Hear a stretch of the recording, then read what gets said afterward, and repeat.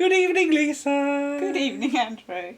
Where are we now with our new Doctor Who's? We're in Castrovalva. Castrovalva. No, we haven't actually got to Castrovalva With yet. Peter Davison. Peter Davison. Is the new He's Doctor the new Who. young Doctor Who. Now, you said you didn't see much of Tom Baker. No. Because it was on Saturday. It was on Saturdays. So did you actually see Castrovalva when it was first broadcast? I think I must have. I was thinking about this earlier on. Because although I don't remember seeing it, I definitely saw The Visitation. Yeah. So why would I start watching the series halfway through? I wouldn't. Yes. So I probably did see it, I just don't remember watching it. Yeah. Haven't seen it so many times since. But the reason I remember watching The Visitation, I'm going off topic a little bit, is because of the Great Fire of London stuff. Because we were doing it at school. And I really wanted to say, Doctor Who did that, miss! But looking back at this, I remember being very excited for the new Doctor. Mm-hmm. And we'd had over a year to get ready for this point. Yes. That's the thing. Because, as I said, I remember Robot just about. Mm-hmm. So it wasn't my first change of Doctor. No. But, of course, Tom had been doing it for so long that to get a new Doctor was most exciting, as Peter Cushing would say. So, and of course there was all the build-up to it as well. You had, Tom announcing his departure. You had season 18. You had, there was a lot of publicity given to Peter Davison, appearing on various things. Well, he was quite a well-known actor, wasn't he? Because he was in All Creatures Great and Small. But then you also had the Five Faces of Doctor Who towards the end of 81 and K9 and Company. Yeah. So there was a lot of Doctor Who in the air generally. Yeah. So it felt like it was an important thing. I think that's where John Nathan Turner, what John Nathan Turner was good at, was all the publicity, generating that publicity and, making a sort of reason for people to want to watch. But, I enjoyed watching this episode, but do you think it's a good starting point for new viewers? I think it's... No, I don't think it is. It's very easy. I think it's quite a hard one. Yeah. I mean, yes, you've got the new Doctor, and you've got that opening title. You've got that sequence before the title sequence. Prequel. Yeah. Pre-title sequence. But there's an awful lot of references to stuff that happened nearly a year ago. Yes. Yeah, I think... Well, 9 months. Yeah. Because I know that Chris Chibnall said, and a lot of other people have said that Jodie's first episode is a very good place for people to step on to Doctor Who if they've not seen it before. Yeah. So, which is good because you don't want to alienate your audience. It's no good.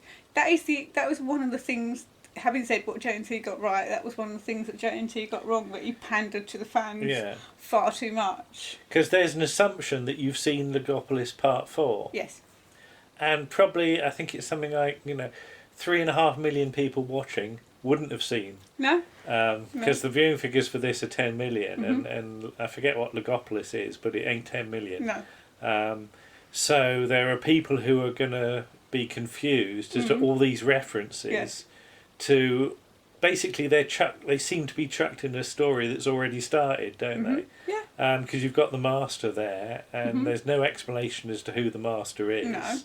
No. They're at a location that they then go away from.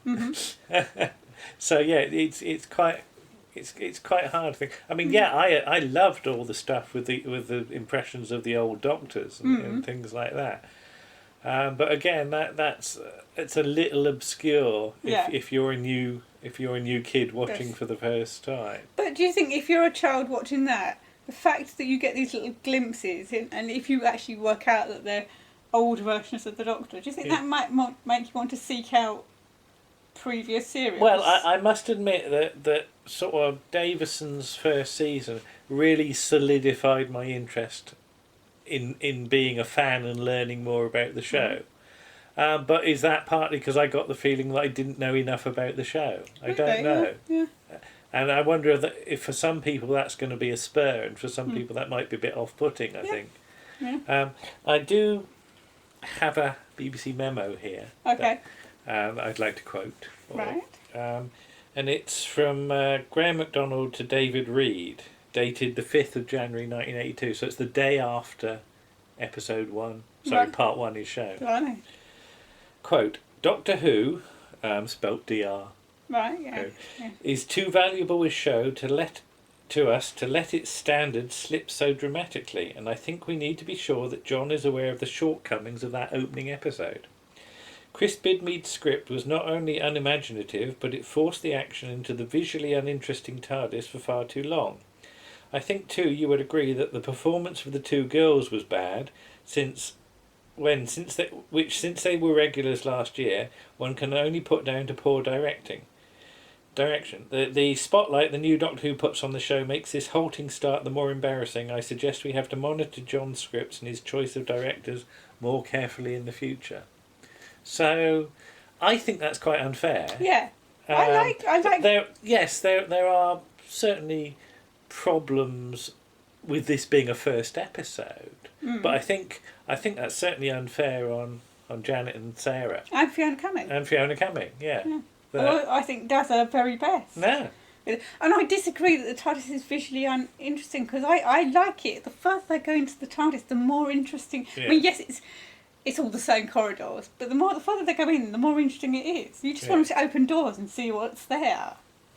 I mean, I have to say that I thought the corridors in The Doctor's Wife in the TARDIS I'm very reminiscent of those. were actually not as good as No, these because they're all ones. dark and there's little... Because they do I have a like lot the of idea budget. that But they're quite reminiscent in places. those corridor sets look like they belong to the TARDIS, whereas the ones in The Doctor's Wife don't seem to quite be quite right in my head. Maybe House is doing something weird. Yeah, maybe. But certainly, it's almost. This is interesting because this is the Monday slot, isn't it? Monday and Tuesday. So it's 2 episodes a week. Yeah, so you get things through the series really quickly. Yeah, so this story, is over and done with in a fortnight rather than the month it would have normally taken. So that's an innovation, of course. Mm-hmm. You don't. Well, you sort of have a new title sequence because it's got Peter's face in it, but on the other hand, it's the title sequence that was used. That's interesting because John Pertwee got a new title sequence for his last season, which is then adapted for Tom. The same thing happens for Tom into Peter. They spent too much money on it, probably. Yeah, well, yes, and of course, it's the first time it's the lead character is credited as the Doctor as well. So do you think that's Peter Davison's idea, or do you think it's John Nathan Turner's? I think it's the production team, and how much an influence fandom is starting to have on the show at this point is debatable, but certainly I think the production team are listening to fans niggles a bit more. Yeah, I possibly think a little bit too much. Possibly a bit too much, and of course this will continue over the next few years, won't it? But yeah, as an opening story, I think it's very strong. The idea of, well, it wasn't intentional, but it being recorded fourth. So of course, normally the Doctor's debut story is recorded first. Yes. Due to script problems, that doesn't happen this time. And again, playing the game of how would it have been, even if it was the same story, which of course it wasn't intended to be, would Peter's performance be different? Because in Four to Doomsday, of course, it's very different, isn't it? It's not. You can't see. You're not getting the idea that he's trying to find his way. No. Into it. It's a good performance. No. In this, he knows precisely what he's doing. Yeah. I think in Four to Doomsday, he's a bit more all over the place. But But then it's like that with Matt Smith. That Matt Smith's first filmed stuff was for Time of Angels. Time of Angels. Yeah. And you can't tell. No. He's just leaping into it with both feet. Feet. But you could argue that the one thing this story doesn't have is a memorable monster, isn't it? Because you've had the Daleks, you've had the Autons, although you don't see much of them in part 1. No. And you've had the robot, and again you don't see much of the robot in part 1. But you've got the Master. But again, you don't see much of him, do you? He does a bit of stuff in part 1 and part 2, and then apparently he's not there for most of the rest of the story. Apparently. I say apparently. Yes. So yeah. But it's only going to get worse for Colin Baker's first story, isn't it? Yeah. The monster. Yeah. But what did you think generally? I like Castrovalva. It's one of my favourite stories, and I love all the stuff in Castrovalva. Yeah. And I love Shardavan.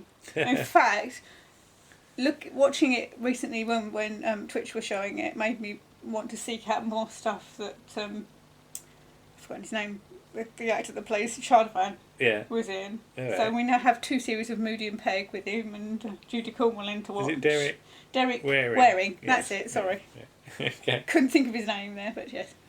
And it's got Sheard in it. It's always got to be good if it's got Sheard in it. It's interesting that this change of Doctor coincided with me going to the new school as well. Well, not quite, because of course the new school term started in September. But I went to QE school for the first. I've been there a few months, so I like that thing, and it sometimes seems to happen that a change of Doctor seems to mirror a change in your life or something like that. So as you said, this was the first time you were watching it because the show itself changed. Yeah. I think I must have seen some Tom Baker. I just don't remember it, because if not, it happened very quickly, because by the time we got to season 20 and the anniversary stuff, I was a definite fan then, because I got the Radio Times special, and I think I had the Doctor Who magazine special that we found, and I had State of Decay actually, so I must have been a fan, because that's pre this, isn't it? I had State of Decay on cassette, so I probably was a fan, but it might have been when I was a little bit younger, and I don't really remember it. So. Yeah, I mean that's the thing. This story gets that season off to a very strong start, and the viewing figures stay very solid. Yeah. For that season, and in fact, it is the highest rated season of the 1980s, over the whole thing. Peter's second and third seasons don't rate quite as highly. So yeah, I think there was a feeling that Doctor Who was popular again. I think, and you can't take Peter out of that equation. No, so I think it is as well. I mean, don't get me wrong, I love Tom Baker's Doctor. Yeah. But by the time he actually regenerates, you can see he's tired. Yeah. You can see he's bored in some series. And to get a new, young, vibrant, fresh Doctor brings a whole new sort of feel to the series. I think Peter's Doctor comes in at the right time, and he's the right Doctor for that period of the 80s. Yeah. So. Yeah. I mean, what about costume, briefly? I like his costume. I mean, I'm not sure, because we had the production notes on, and some of the ideas... What's the morning suit with a collapsible topper? Yeah, I'm not sure about that. That's just going to look... But I think he looks very good in Tom's waistcoat, actually. He does. Yeah, that darker colour, because his costume's quite pale, isn't it? Yeah. And because he's sort of blonde, there's no...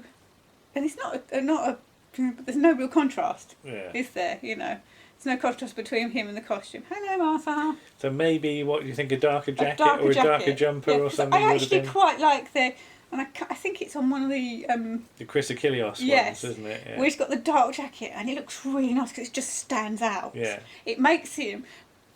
The point of that is that when you've got a scene, you would see where the Doctor is because of that jacket. Because the dark jacket would make him stand out. Yeah, because certainly with that sort of beige thing that he's got on, in the TARDIS sort of corridor scene, he sort of does blend into the background a bit, doesn't he? Yeah. And I would say, I mean, obviously this was such a popular idea, that they do the same thing with when David Tennant leaves into Matt Smith, although there's not so much of a sort of gap, obviously. But because David Tennant is, as I've said this before, David Tennant is...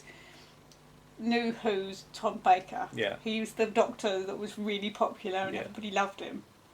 Even my dad liked him, and my dad never really watched Doctor Who, but he liked David Tennant. Yeah. And then Matt Smith comes along, and he's a younger character. Yeah. So it's just doing the sort of thing that they do from Tom to Peter, they do from David to Matt. All right, interesting. You get a younger Doctor in. All right. So then they go older, but Yeah. Okay, well there you go. There's Castrovalva, and I think that was a bit of a hit today. Yes. Yeah, and I certainly Yeah. it's been I always enjoy Castrovalva. Mhm. Yeah, and I have seen it quite a bit. But, Yes. But no, it's not the worst of that. I mean, I can remember watching it for the first time on video and really enjoying it. God, those were the days. Okay. I'm going to say ta-ra. All right, We'll be then. back again with something else. Yes, well, with Colin Baker. Indeed. Bye-bye. Bye.